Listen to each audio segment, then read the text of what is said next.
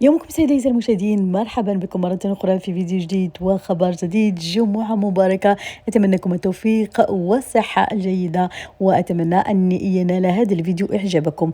فيديو سنتحدث فيه عن المسلسل التركي الكذبة، وأعزائي الكثيرين سألوني عن هذا المسلسل، هل سيستمر طيلة الصيف أو سيتوقف؟ سنتحدث أيضا في هذا الفيديو أعزائي عن الحلقة الرابعة، موعد العرض، تسريبات خطيرة وقوية تجعلك تشتاق لهذه الحلقة. قبل ذلك، قبل البدء في تفاصيل، أتمنى منكم تضغطوا لايك، تعملوا شير للفيديو، تشتركوا وتفعلوا خاصية الجرس لكي يصلكم كل جديد فور نزوله.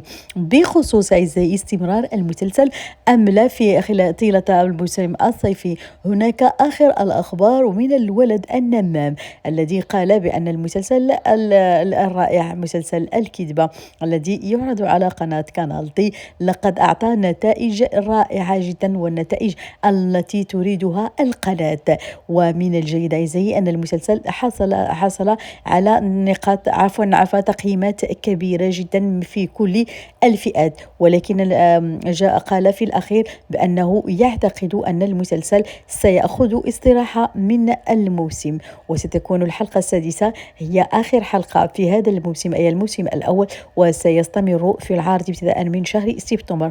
هذا ما قاله الولد النمام. أعزائي ننتظر أعزائي تأكيد القناة لهذا الخبر، أو على العموم ننتظر حتى الحلقة السادسة وننتظر هل ستعرض الحلقة السابعة أم لا، لأنه قال بأن الحلقة السادسة تكون حلقة آخر الموسم الأول. طبعا إليكم تحليل البسيط لإعلان الحلقة الرابعة أعزائي. في الحقيقة إعلان قوي جدا، وفيه الكثير من التشويق، وفيه الكثير من الأحداث القوية. شاهدنا في الإعلان أعزائي الذي هو غير طبيعي، قوي جدا، يجعلنا نشتاق للحلقة التي ستعرض يوم الاثنين إن شاء الله. شاهدنا بأن ضروء عرفت أن ملكة أمها، ومن الظاهر أن هذا سيكون قفلة الحلقة الرابعة، بأن ملكة تقول لدرو ليست ابنتك، ودرو ستسمع أعزائي كل شيء. كما قلت لكم، أحداث سريعة، ومن الواضح أن الحلقة ستكون نار وقوية جدا. شاركوني رأيكم ونسبة حماسكم. إليكم الآن بعض التسريبات بخصوص الحلقة الرابعة. الأدلة التي قدمتها هوليا تجعل كل شكوك ملكة تتبدد هذه المرة، وكذلك أعزائي أن بعد أن قررت ملكة رسم خط حياتها وطريقها الخاص، قامت بتقييم عرض عمل هوليا. من جهة أخرى أحبائي، بينما يحاول كريم العثور على أدلة جديدة حول ملف شفيقة، فإنه يمنحها لوك عن غير قصد منه ورقة رابحة وكبيرة جدا.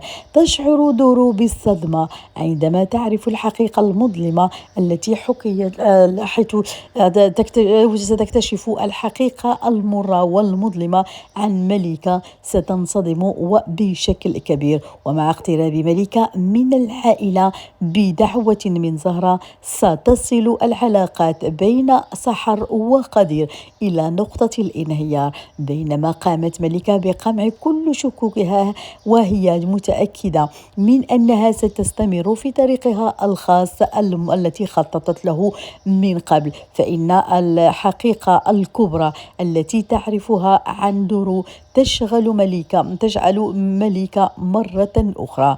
فهل سيتم كشف عن السر الكبير الذي تحتفظ به بيرين عن دورو؟ نعم أعزائي، وكما شاهدنا في الإعلان أن تقريبا كل شيء سينكشف، وكما قلت لكم تسريع الأحداث بشكل كبير جدا، وهذا ما يجعل المسلسل ينجح وبشكل كبير. نعم أحبائي، وكما قلت لكم كان في السابق خبر يقول بأن مسلسل الكذبة سيستمر طيلة الصيف، وإن كانت نسبته جيدة سيستمر حتى الموسم القادم، ولكن الولد النمام كما قلت لكم في المقدمة قال بأن الحلقة السادسة ستكون آخر حلقة في هذا الموسم، وبعد ذلك سيستمر المسلسل في العرض في شهر سبتمبر مع بداية الموسم الجديد، وستكون الحلقة السابعة هي الحلقة الأولى في الموسم الثاني لمسلسل الكذبة. ننتظر أعزائي هل سيكذبون هذا الخبر أو سيكون هذا الخبر صحيحا، ولكن كما قلت لكم ننتظر الحلقة السادسة. عندما تنعرض الحلقة السادسة طبعا أعزائي من هناك سيتم الإعلان هل كانت هي آخر الموسم أو سنشاهد إعلان الحلقة السابعة. نتمنى التوفيق لمسلسل الكذبة الرائع جدا يستحق المتابعة. أحبائي لقد وصلت لنهاية هذا الفيديو. هذا الخبر أتمنى أن ينال إعجابكم، لا تبخلوا على بالضغط لايك سبسكرايب وكذلك اشتراك في القناة إن كنتم لأول مرة تشاهدون القناة. ولا تنسوا دائما كما أقول لكم تفعلوا خاصية الجرس لكي يصلكم كل جديدنا، وكذلك أحبائي تتركوا لي تعليق جميل يشجعكم على مزيد من الأخبار الحصرية، هذا لا يكلفكم الكثير. إلى اللقاء.